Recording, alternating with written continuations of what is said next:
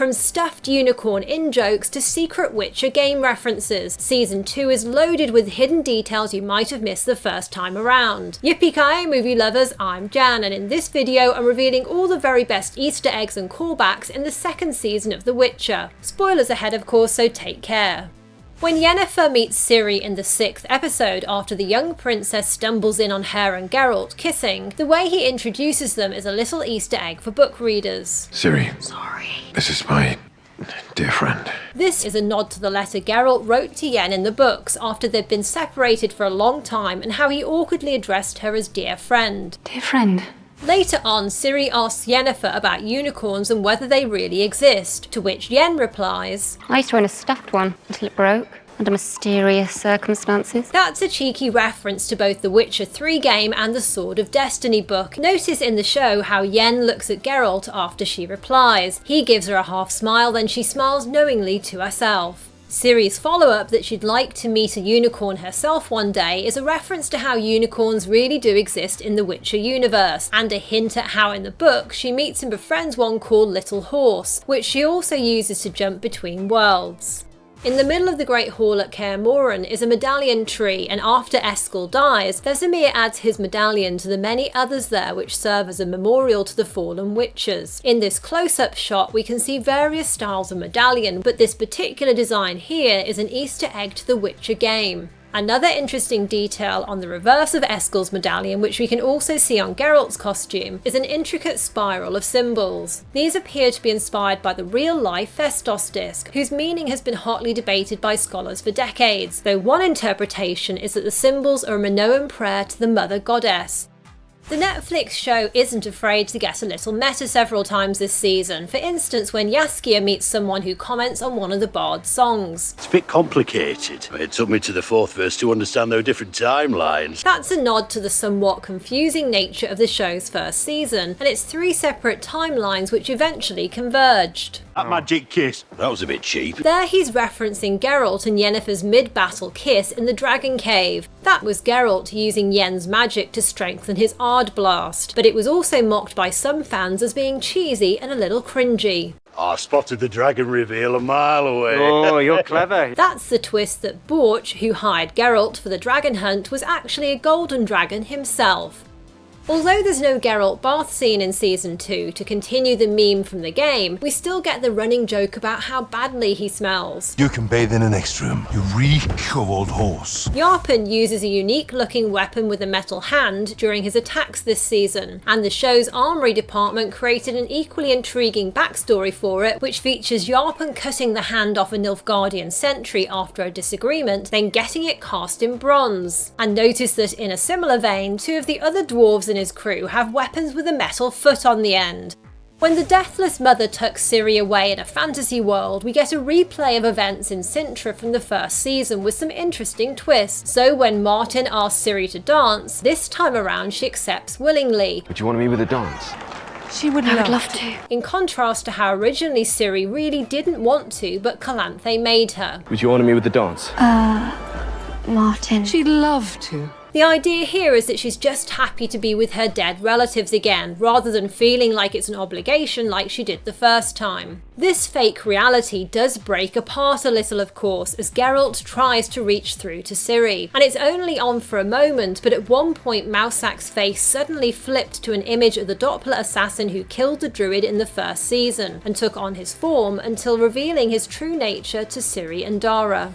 The Netflix show's first season already introduced some magical signs that are popular in the Witcher games, and we also get to see some more cool ones in Season 2. So when Geralt is battling the Brux's piercing screams in the first episode, he casts a Quen sign which forms a defensive shield against the sonic waves. He also appears to cast it later to create a protective barrier when the myriapod attacks him in the woods, though this might be the alternate heliotrope sign which only protects against a single physical attack. And the way Geralt lights up his blade could be either the Igni sign or a temporary fire rune which he can apply to his sword in the Witcher 2 game. And in the final battle with the Deathless Mother and the Basilisks, Geralt casts an Erden sign, which can block and slow down monsters from entering an area protected by the sign. He uses this so he can attempt to negotiate with Volothmir and get through to Ciri without having to fight the Basilisks at the same time.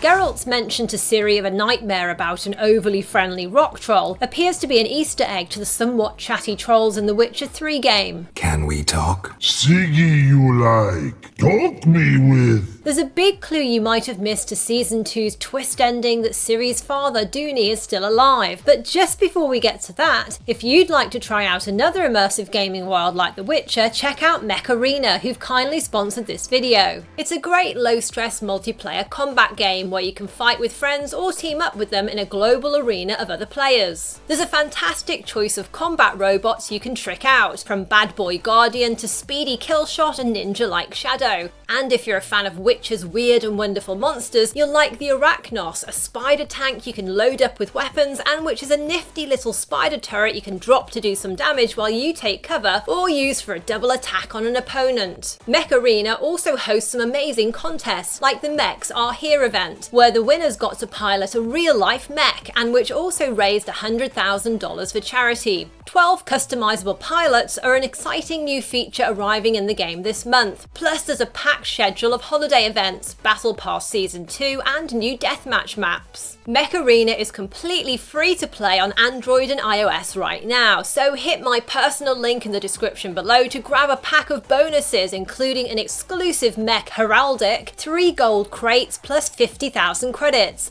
If you watch events in Ciri's dream world very closely, when she eventually decides to leave, her grandmother, Mousesack and mother all fade away to dust because in reality they're dead. However, notice how her father, who's standing next to Pavetta, doesn't fade away because he's actually still alive. When Jaskier the Bard pops up performing his latest song in episode 4, he's wearing a broad-brimmed hat with one side pinned up, complete with feathers. If the look of that hat rings a bell, it's because, according to the costume designer, it's inspired by the cavalier hat worn by Puss in Boots in the Shrek franchise. Pray for mercy from Puss in Boots. Jaskier's song Toss a Coin to Your Witcher was an instant hit when the series first debuted, but his much angrier follow-up, Burn Butcher Burn, signals how he feels about Geralt after being rejected by him in Season 1. And interestingly, to reflect that, this time rather than encouraging his audience to tip the Witcher, he's collecting the coin for himself instead. Like the first season, the second season's episode logos are Easter eggs to significant characters and moments in the show. The winged vampire symbol for the first episode references the Bruxa, Verena, who lives with Nivellen. The vines growing out of the wolf's head in the second episode's logo foreshadow Eskel's fate and how the Leshy monster will end up growing inside him. The swallow in episode 3 represents Ciri, whose name derives from the elder word for swallow. The 6th episode, Hand with Fingers That Turn into Flames, is a reference to the mage Rience, who can conjure fire from his bare finger. Interestingly, the way he gets his facial burns in the show, when Yennefer blows alcohol in his face while he's holding up a fiery finger, is a nod to how she burned his face in the books by sending a fire spell through a closing portal. And Rience's partner in crime, Lydia, gets her facial disfigurement after attempting to blood trace the stolen vial of Ciri's elder blood, which is a hat tip to how she was similarly injured in the books after experimenting on a mysterious cursed object found in an necropolis. The final episode's logo of spheres colliding and smashing into shards which reform into a tree are not only a reference to the conjunction of the spheres, but also a hint to the reveal of a hidden monolith inside the Witcher Medallion tree, and how Ciri will split the tree in two, then shatter the stone to pieces later on in the episode. And there's a clue early in the season of Ciri's connection to Season 2's monsters when Geralt finds that branches from the Leshy in Kaer Morhen have entered Ciri's room and pulled the shawl of her dead grandmother Calanthe into the walls. There was a clue to the deathless mother bringing basilisks into this world when Fringilla talked about the scary story she heard as a child. Stories about the witch in the woods. Her home perched on basilisk legs. The hut that Volethmir was trapped in did in fact have basilisk legs and is inspired by Slavic legends of Baba Yaga, a wild mythical witch-like spirit who lives in the forest and is said to live in a cabin on chicken legs. There's a lovely tribute to Jurassic Park and its iconic shot of a cup of rippling water caused by the approach of a T-Rex, when Jaskier freaks out in the finale at a bowl of moving water as it means another monster is on its way. Oh, seriously? And this shot of a basilisk foot as Jaskier hides under the table Right the wrongs? Well, Yennefer, I don't see how things could get any wronger. reminds me of the kitchen scene where the kids hide from the raptors in Spielberg's first dinosaur movie. If you look closely at Ciri's room at Kaer Morhen and Yennefer's room in her dream where she has a baby with Geralt, you'll notice that both places are very similar, including the window, door, walls and even position of the bed. The reason for that is that the show's creative team made a deliberate decision to use the same set for both Ciri and Yen in order to foreshadow the close link between the two women.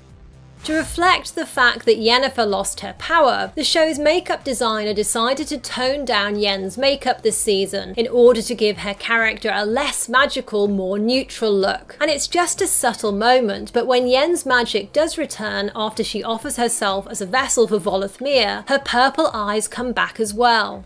I thought it was curious how Ciri's family were dusted Avengers Infinity War style, especially given that Witcher's showrunner Lauren Schmidt-Hissrich has said that the Wild Hunt are the show's Thanos, in other words the overarching big bad of the series, and Ciri herself is a kind of Infinity Stone-filled gauntlet that everyone is now chasing for her immense powers.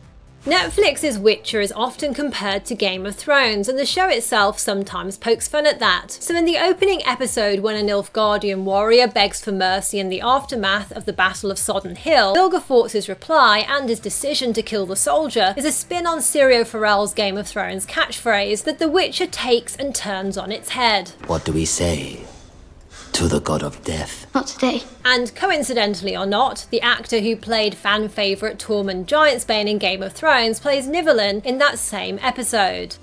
When Tiseo records the names of the mages who died at the Battle of Sodden Hill, as well as real Witcher characters from the franchise, there are some made-up ones, such as this one here, which is a shout out to Witcher showrunner Lauren Schmidt-Hissrich. A lot of hidden details much earlier in the season foreshadowed Ciri's big finale, and to discover all the ones you missed, tap here to watch my Season 2 ending explained video, plus what to expect in Season 3, including the mysterious character Rience and Lydia are working for, and how Ciri's father is still alive. So what other Easter eggs, callbacks or awesome details did you spot this season? And what was your favourite moment? Comment below, and if you enjoyed this, leave a thumbs up. I really appreciate it. And you can tap left for my full breakdown of the Season 2 big finale. Thanks for watching and see you next time. Yippee-ki-yay, movie lovers!